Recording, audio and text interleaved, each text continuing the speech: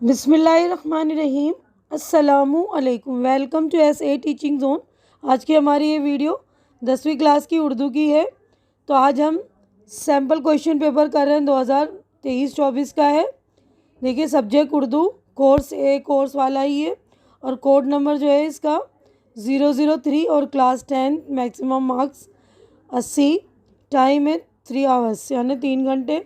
अब हिदायत यानी इंस्ट्रक्शन है कि इसमें जो है इस सवालनामे में जो कुल 4 हिस्से हैं और जिनमें 18 सवालात पूछे गए हैं और हिस्सा अलिफ में इबारत पर मुबनी इबारत फहमी और शेर फहमी के हवाले से 20 नंबर है। हिस्सा बी तहरीरी महारत के हवाले से 25 नंबर का है। हिस्सा जीम अमली क़वायद यानी ग्रामर का 20 नंबर का और हिस्सा दाल अदब के हवाले से 15 नंबर का यानी लिटरेचर का है, बुक का आपकी। और हिदायत के मुताबिक हमें जवाबात देने हैं। तो ये वाला पेज जो हमारा पेज नंबर 1 जो इसमें इंस्ट्रक्शन है, तो ये पेज हमारा 1 कंप्लीट हो गया। नेक्स्ट पेज पर हम चलेंगे। देखिए, पहला सवाल है इसमें सेक्शन ए जो है, तो इसमें पहला सवाल जो है कि मुंदज़ेल गैर दरसी अक़्तबास यानी हमारे सिलेबस में नहीं है, गैर दरसी है। सो गौर से पढ़ना, इस पर मुबनी सवालों के जवाब लिखने। 5 सवाल के 5 नंबर यानी एक सवाल 1 नंबर का है। पहला है हमारी विरासत 2 किस्म की है, कुदरती विरासत और सक़ाफ़ती विरासत। जहाँ तक कुदरती विरासत के तहफ़्फ़ुज़ और बक़ा का ताल्लुक़ है, इसके लिए मुख्तलिफ़ तरीक़े अपनाए गए। मिसाल के तौर पर सरकार ने जंगलों के तहफ़्फ़ुज़ के लिए महकमा जंगलात कायम किया है, जिसने गैर कानूनी तरीके से दरख्तों की कटाई और जंगलों के शिकार पर पाबंदी लगाकर ऐसा करने वालों को सज़ाएँ दी। इस तरह कौमी विरासत में भी अहम कदम उठाए गए हैं। जहाँ तक सक़ाफ़ती विरासत की बक़ा और तहफ़्फ़ुज़ का ताल्लुक़ है, हुकूमत ने वक्तन फ़ौक़तन बहुत से कानून पास किए। मिसाल के तौर पर सन 1958 में कदीम यादगारों और आसार कदीमा की इमारतों के तहफ़्फ़ुज़ का कानून पास किया है। तो ये हमारा जो पैराग्राफ हो गया कंप्लीट। अब आगे बढ़ते हैं। देखिए, महकमा जंगलात किस मकसद के लिए कायम किया गया है। तो महकमा जंगलात जो है ये इसके लिए जंगलात के तहफ़्फ़ुज़ के लिए है ना। अब सवाल नंबर 2 है, कदीम यादगार और आसार कदीमा की इमारतों के तहफ़्फ़ुज़ का कानून किस सन में पास किया गया। तो कदीम इमारतों का जो तहफ़्फ़ुज़ का कानून है उसके लिए जो है ये सन 1958 है। तो ये देखिए नीचे सन 1958, तो ये सन 1958 में। अब यहाँ पर सवाल नंबर 3 है, हमारी विरासत की कितनी किस्में और कौन कौन सी है ना। ये वाला तीसरा सवाल है। तो सबसे स्टार्टिंग में ही उसके फर्स्ट लाइन में ही जवाब है। देखिए, ये है ना कि हमारी विरासत 2 किस्म की है, कुदरती विरासत और सक़ाफ़ती विरासत। तो ये सवाल नंबर 3 का जवाब है। अब सवाल नंबर 4 है, कुदरती विरासत की एक मिसाल दीजिए। तो कुदरती विरासत जो है जंगलात, ये है ना कुदरती विरासत, तो लिख देंगे कुदरती विरासत की मिसाल जंगलात। सक़ाफ़ती विरासत के तहफ़्फ़ुज़ के लिए हुकूमत ने क्या किया। तो यहाँ पर दिया है ना, सक़ाफ़ती विरासत की तहफ़्फ़ुज़ और बक़ा के लिए, यहाँ पर से देखिए बक़ा और तहफ़्फ़ुज़ का ताल्लुक़ है। हुकूमत ने इसके लिए जो है वक्तन फ़ौक़तन बहुत से कानून पास किए हैं। मसलन सन 1958 में कदीम यादगारों और आसार कदीमा की इमारतों की हिफाजत का तहफ़्फ़ुज़ का कानून पास किया है। तो यहाँ पर पूछा है ना क्या काम किए हैं, तो हम ये लिख देंगे कि हुकूमत ने बहुत से कानून पास किए हैं वक्तन फ़ौक़तन यानी कभी कभी जब ज़रूरत पड़ी। अब ये हमारा पेज नंबर जो है 2 मुकम्मल हो गया। अब आगे बढ़ते हैं हम पेज नंबर 3 पे। सवाल नंबर 2 है, देखिए ये भी हमारा गैर दरसी इक़्तिबास है। तो ये भी जो है ये शहर वाला है, गैर दरसी शहरी इक़्तिबास को गौर से पढ़ने, इसके जवाब देने। 5 नंबर के 5 सवाल यानी एक सवाल 1 नंबर का है। तो देखिए, है दुनिया जिसका नाम मियाँ, ये और तरह की बस्ती है जो महंगों को तो महंगी और सस्तों को सस्ती है। यहाँ हरदम झगड़े उठते हैं, हर आन अदालत बसती है। घर मस्त करे तो मस्ती है और पस्त करे तो पस्ती है। कुछ देर नहीं अंधेर नहीं, इंसाफ और अदल परस्ती है। इस हाथ करो उस हाथ मिले, यहाँ सौदा दस्त बदस्ती है। तो इस इक़्तिबास में लफ्ज़ बस्ती कितनी मरतबा दोहराया गया है। तो दोहराया का मतलब ही 2 बार के बात करते हैं ना। तो ये देखिए बस्ती है, एक बार ये और एक बार बस्ती है। तो यहाँ पर ये जवाब हमारा होगा कि इसको जो है 2 बार, ये वाला जवाब राइट है। सवाल नंबर 2 है, दर्ज वाला इक़्तिबास किस ख्याल पर मुबनी है? तो किस ख्याल पर है ये? तो देखिए इश्क पर भी नहीं है, बुलवतनी पर भी नहीं है, ये दुनियावी हकीकत पर, कि जिस तरह हम करेंगे उसी तरह दुनिया में हमें जो मिलता है ना। तो ये दुनियावी हकीकत पर है ये। अब इसमें पूछा है सवाल नंबर 3 में कि इस हाथ करो इस हाथ मिले का क्या मतलब है? यानी हम जैसा करेंगे वैसा हमें मिलेगा। ये है ना, देखिए इस हाथ करो इस हाथ मिले, यहाँ सौदा दस्त बदस्ती है, यानी हाथों हाथ हमें मिल जाएगा उसका बदला। जो हम जिसके लिए अच्छा करेंगे हमें अच्छा मिलेगा, बुरा करेंगे बुरा मिलेगा। तो ये दुनिया सस्तों के लिए कैसी है? तो ये दुनिया सस्तों के लिए सस्ती है। इसका उन्वान तजवीज़ कीजिए। जैसे यहाँ पर बोला है ना दुनियावी हकीकत, तो हम ये इसका उन्वान लिख सकते हैं कि दुनिया की हकीकत, कि दुनिया की हकीकत के बारे में ये वाला जो पैराग्राफ है ना। अब सवाल नंबर 3 है, देखिए कि मुंदज़िल दरसी, दरसी यानी हमारे सिलेबस का इक़्तिबास से सिलेबस का पैराग्राफ, इसको पढ़ के हमें जवाब देना है। तो 5 सवाल पूछा, इसके 5 जवाब है। तो पेज नंबर हमारा 3 मुकम्मल हो चुका है। आगे बढ़ते हैं हम। देखिए तो यहाँ पर हमारा जो है देखिए मखलूत ज़बान हमारा सबक का है, हमारी किताब का ही सबक है ना मखलूत ज़बान वाला। मखलूत ज़बानों के बनने के दौरान में एक और बात भी अमल में आती है जो काबिल गौर है, यानी उनमें से हर ज़बान को इस ख्याल से जाने के एक दूसरे की बात आसानी और जल्दी समझ में आ जाए और अपनी बात खुसूसियात तर्क करनी पड़ती है। सिर्फ़ ऐसी सूरत बाकी रखनी पड़ती है जो या तो मुश्तरक होती है या जिनका अख्तियार करना दोनों के लिए सहल होता है। सहल यानी आसान होता है, और इस तरह दोनों में तवाज़ुन पैदा हो जाता है जो फ़रीक़ीन के लिए सहूलत का बायस होता है। उर्दू के बनने में भी यही हुआ। फ़रीक़ीन यानी हिंदू मुस्लिम मुसलमान दोनों ने अपनी अपनी ज़बानों में कतर ब्यूनत की, अपनी मखसूस खुसूसियात तर्क की, और इस कुर्बानी के बाद जो ज़बान अपनी इसे अख्तियार कर लिया, जो ज़बान बनी उसे अख्तियार कर लिया। जो अब भी हमारी मुल्की और कौमी ज़बान है और हिंदुस्तान की मुश्तरक और आम ज़बान होने का दर्जा हासिल कर चुकी है। हमने इसे कुर्बानी देकर हासिल किया और किसी का मुँह नहीं हो सकता कि हमसे छुड़ा ले। तो दर्जे झैल वाला जो इक़्तिबास है, ये वाला इक़्तिबास के मुसन्निफ़ का नाम क्या है?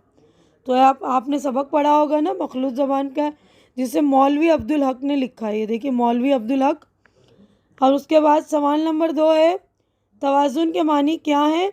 तो तवाज़ुन के मानी है बराबर के। तवाज़ुन के मानी बराबर के, यानी दोनों ज़बान में बराबरी हो जाए। अब उसके बाद आगे बढ़ते सवाल नंबर 3, मखलूत ज़बान के बनने के दौरान फ़रीक़ीन यानी हिंदू और मुसलमान दोनों ने अपनी अपनी ज़बानों में क्या किया? तो देखिए जवाब यहाँ पर है कि इस ज़बान के बनने में जो है दोनों फ़रीक़ीन ने अपनी ज़बानों में कतर बेउनियत की, यानी अपनी मखसूस खुसूसियात तर्क की, यानी जो ख़ास बातें थी वो तो तर्क की, जो आसानी से सहूलत से उनके लिए हासिल हो रही थी, जो आसानी से बन रही थी, वो उन्होंने कर ली, काट छाँट कर जो एक नई ज़बान बन गई है ना।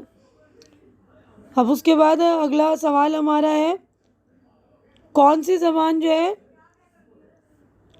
हिंदुस्तान की मुश्तरक और आम ज़बान होने का दर्जा हासिल कर चुकी है? तो उर्दू। तो हमने ये पढ़ लिया यहाँ पर ना, ये हमारी बुक में भी हमने पढ़ लिया था कि ये उर्दू ज़बान है। तो यहाँ पर हम लिख देंगे उर्दू ज़बान जो है हिंदुस्तान की मुश्तरक और आम ज़बान होने का दर्जा हासिल कर चुकी। अब ये पूछा है किसी का मुँह नहीं हो सकता से क्या मुराद है? यानी कि किसी की मजाल नहीं या किसी की हिम्मत नहीं कि हमसे ये ज़ुबान छुड़ा सके, है ना। कितनी आम हो चुकी है ये ज़बान।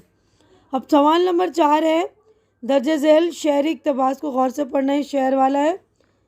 तो इसमें पढ़ना है 5 सवाल के 5 जवाबात हमें लिखने हैं। तो देखिए एक ही शहर है इस वाले पेज पर। लाई हयात आए क़ज़ा ले चली चले, अपनी खुशी ना आए ना अपनी खुशी चले। ये पेज नंबर हमारा जो है 4 कंप्लीट हो गया। अगले सफ़े पर हम चलेंगे। तो देखिए अगले सफ़े पर उसके आगे का जो है ये शेर जो है वो देखते हैं। बेहतर तो ये है, बेहतर तो है यही कि न दुनिया से दिल लगे, पर क्या करें जो काम न जो काम पर क्या करें जो काम न बेदिल लगी चले। कम होंगे इस बिसात पे हम जैसे बदकमार, जो चाल हम चले सो नहायत बुरी चले। हो उम्र खिज़्र भी तो कहेंगे बवक्त मर्ग, हम क्या रहे यहाँ अभी आए अभी चले। नाजा न हो खुर्द पे जो होना है वो हो वही, दानिश तेरी न कुछ मेरी दानिश्वरी चले। तो दर्जे वाला जो है ये पूछा है शायरी से कि शायर का नाम क्या है। तो शायर का नाम जो है मोहम्मद इब्राहिम ज़ौक़। तो आपने ये वाला पढ़ रखा होगा, ये गज़ल है मोहम्मद इब्राहिम ज़ौक़ की।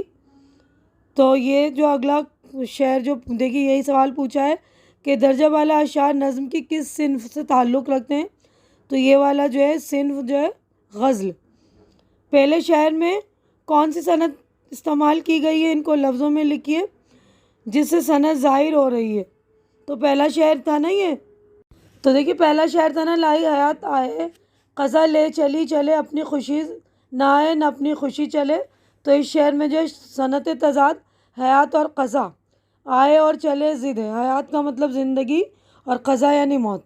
ठीक है, तो ये अच्छी तरह से कर लीजिएगा। अब चौथा सवाल है, चौथे शेर में उम्र खिज़्र से क्या मुराद है। उम्र खिज़्र यानी लंबी उम्र, तवील उम्र।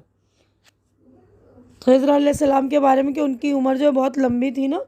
अब पाँचवें शेर में शायर क्या नसीहत कर रहा है। तो पाँचवा शेर है ना ये, नाजा ना हो खुर्द पे जो होना है हो रही। खुर्द यानी अक्लमंद होता है। दानिश तेरी ना कुछ मेरी दानिश्वरी चले। तो इस वाले शहर में जो है ये नसीहत करना चाह रहे हैं कि हम कितनी भी अक्लमंदी करें, कितनी भी दानिश्वरी अगर हम चलाएं, तो मतलब हमारे पास कितनी भी अक्लमंदी रहे, लेकिन होता वही है जो खुदा चाहता है। अक्ल व शऊर जो है किसी काम नहीं आती है ना, कि हमें अक्ल पर कोई फ़ख्र की बात नहीं करना चाहिए कि हम काम कर रहे हैं, कितना भी अक्लमंदी का बात कर रहे हैं, लेकिन हमें कोई ना कोई काम जो है गलत हो ही जाता है हमसे, और जो अल्लाह की मर्ज़ी होती वही होता है। तो आगे बढ़ते ही हमारे पाँचों जवाबात हो गए हैं मुकम्मल। तो हिस्सा बे जो है सेक्शन बे मुंतज़िल में उन्वानात में से किसी एक पर 300 या 250 अल्फाज पर मुश्तमिल मजमून लिखने। ये 10 नंबर का है। तो एक बढ़ती हुई आबादी के मसाइल, उनका हल, आलूदगी एक संगीन मसला, कौमी इत्तेहाद, मुल्क की ज़रूरत। तो ये तीनों मजमून है। तो आप लोग ये मेरे प्लेलिस्ट में जाइएगा, मेरे चैनल पर प्लेलिस्ट में मजमून का ग्रामर का प्लेलिस्ट है, उसमें आप लोग ये मजमून देख लेंगे। अगर नहीं होगी तो मैं लिख दूँगी, आप लोग मुझे बता दीजिएगा कमेंट करके। तो इनमें से मैं तीनों मजमून में से कोई सा भी जो उन्वान आपको पसंद आ रहा है उस पर मजमून लिखिएगा, क्योंकि मैं इस पर यहाँ पर वीडियो इस मजमून की बना नहीं सकती, बनाऊँगी तो बहुत ही लंबी वीडियो हो जाएगी, है ना। तो हमारा पेज नंबर 5 मुकम्मल हो गया। आगे बढ़ते हैं हम पेज नंबर 6 पर। तो अगले पेज पर देखिए सवाल नंबर 6 है। तो ये देखिए, अपने दोस्त को ख़त लिखकर इसकी कामयाबी पर मुबारकबाद पेश कीजिए।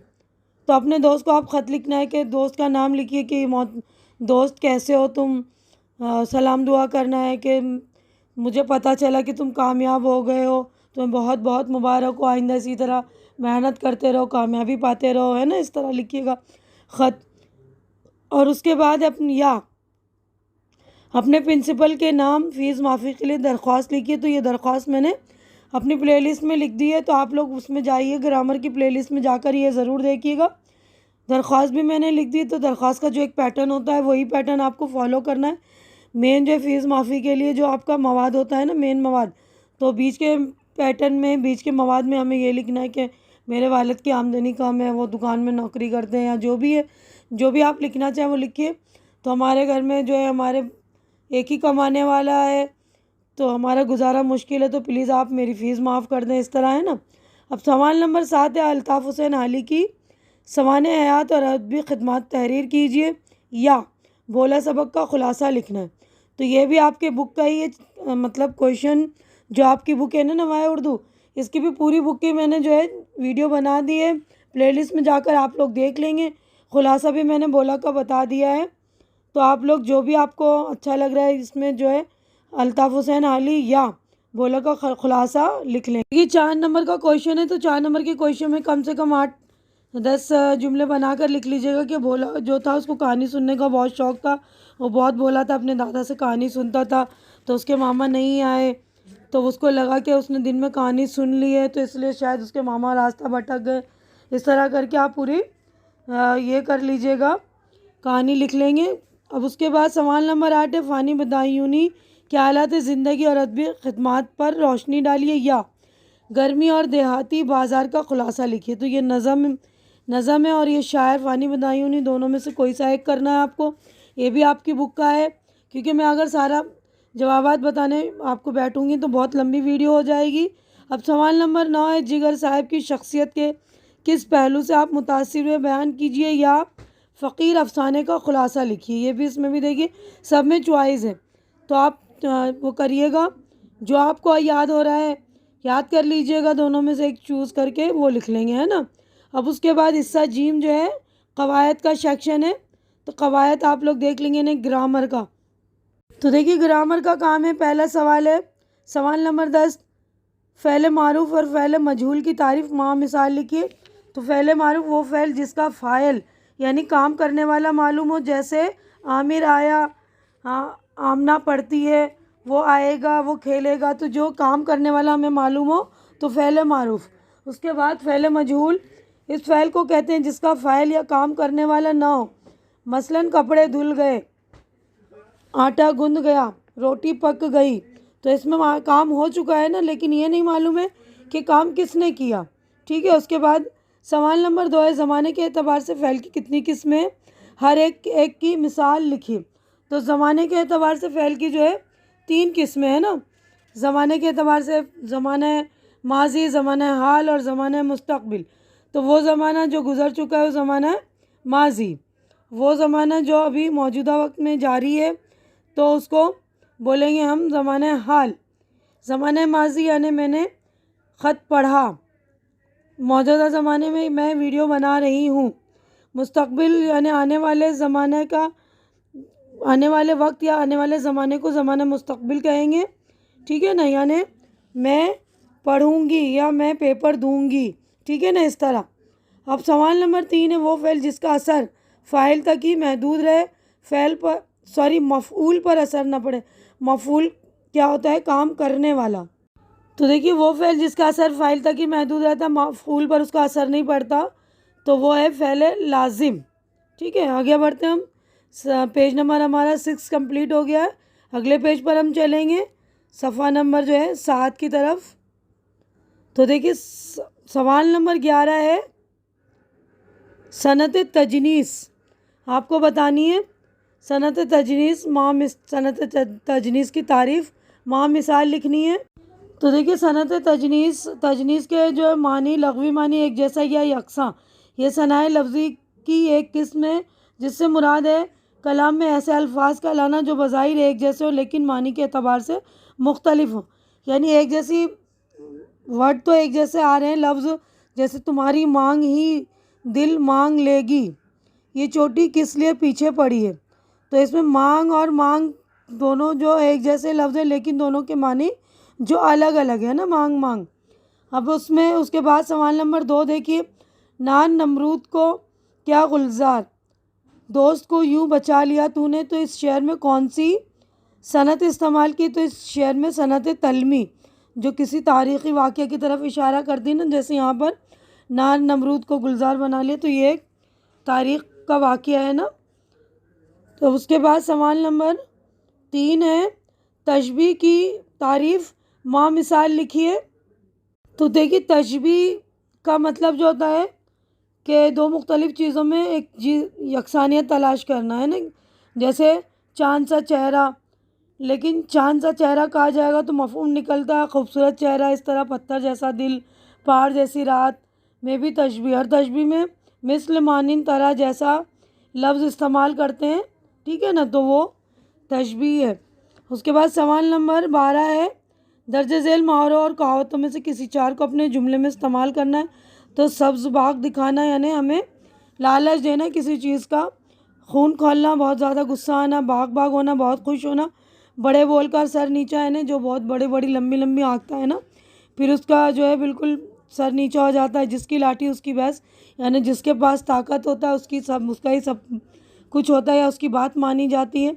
या जैसा बोओगे वैसा काटोगे, नहीं जैसा हम करेंगे वैसा ही हमें फल मिलेगा। और उसके बाद अगला क्वेश्चन है, तो ये इसके आप जुमले बना लेंगे। अगला है शक्कर व शीर होना के मानी है घुल मिल जाना। अब मौजे तुंद क्या मानी है? तेज़ झोंका। ठीक है। अब उसके बाद अगला है, इस अलामत को क्या कहते हैं? ये देखिए सवाल नंबर 13 में यह अलामत दी हुई है ना, ये वाली अलामत, तो इस अलामत को हम बोलते हैं ख़त्मा। हर डैश के मतलब सेंटेंस ख़त्म होने के बाद, जैसे देखिए मौजूद उनके मानी है, ये मानी है, सब में लगा हुआ है ना, तो इसको बोलते हैं हम ख़त्मा। इस अलामत को क्या कहते हैं? राब्ता की अलामत है ये, जब किसी चीज़ से राब्ता किया जाता है।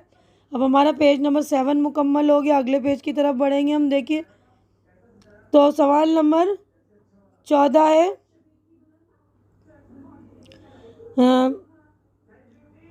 जिस गज़ल का पहला शेर जिसके दोनों मिसरम काफिया हो क्या कहलाता है? तो देखिए गज़ल का जो पहला शेर जिसके दोनों मिसरम काफिया, उसको मतला बोलते हैं। मतला, मीम मीम त्वा लाम और एन, ठीक है ना, मतला।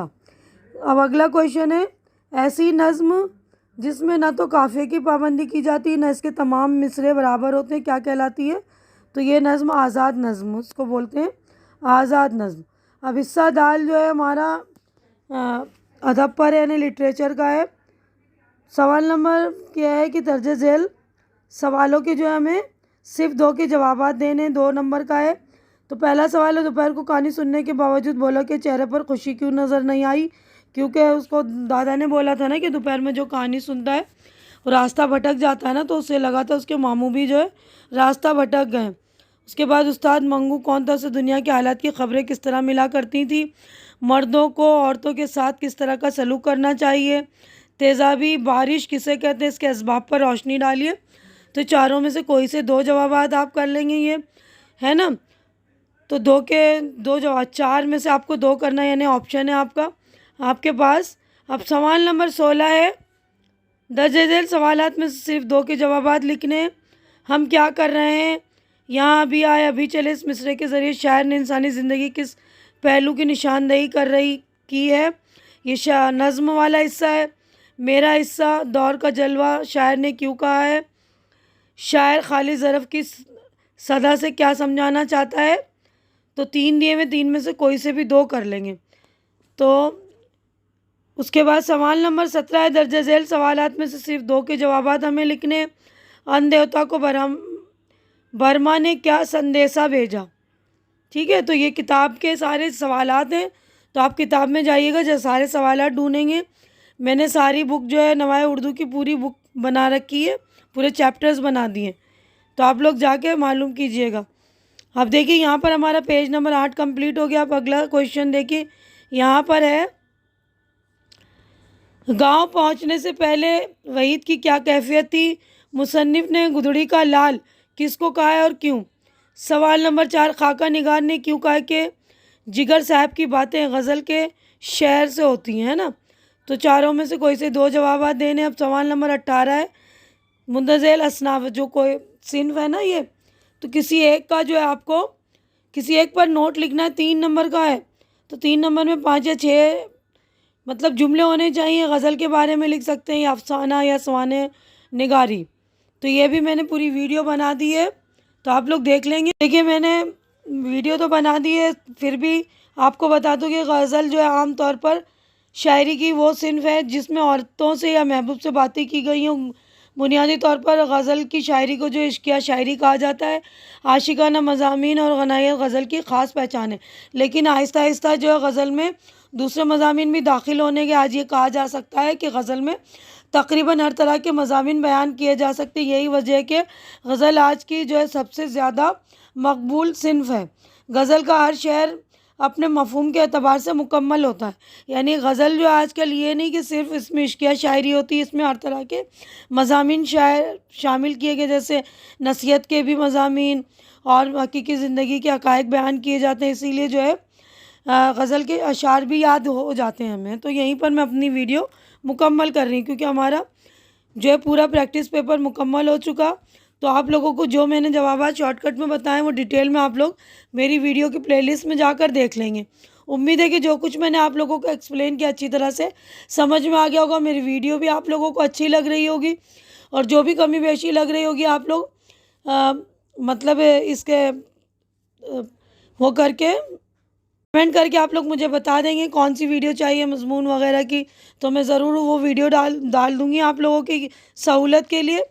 तो उम्मीद है कि आप लोगों को मेरी वीडियो अच्छी लग रही होगी। तो मेरी वीडियोस को आप लोग ज़्यादा से ज़्यादा शेयर किया कीजिए, ताकि आपके ज़रूरतमंद फ्रेंड्स वगैरह उनकी ज़रूरत भी पूरी हो सके, उनको हेल्प मिल सके। और मेरे चैनल को सब्सक्राइब करके आप लोग मेरी हेल्प भी कीजिए और मेरे चैनल को सपोर्ट कीजिए, क्योंकि इस वक्त मेरे चैनल को आप लोगों के सपोर्ट की बहुत ज़्यादा ज़रूरत है। तो प्लीज़ आप लोग मेरे चैनल को सपोर्ट करें, मेरी हिम्मत बढ़ाएं। हमारी अगली मुलाकात इंशाल्लाह नेक्स्ट वीडियो में होगी। तब तक के लिए आप लोग अपना ख्याल रखिए, मुझे दुआओं में याद रखिए। अल्लाह हाफिज़।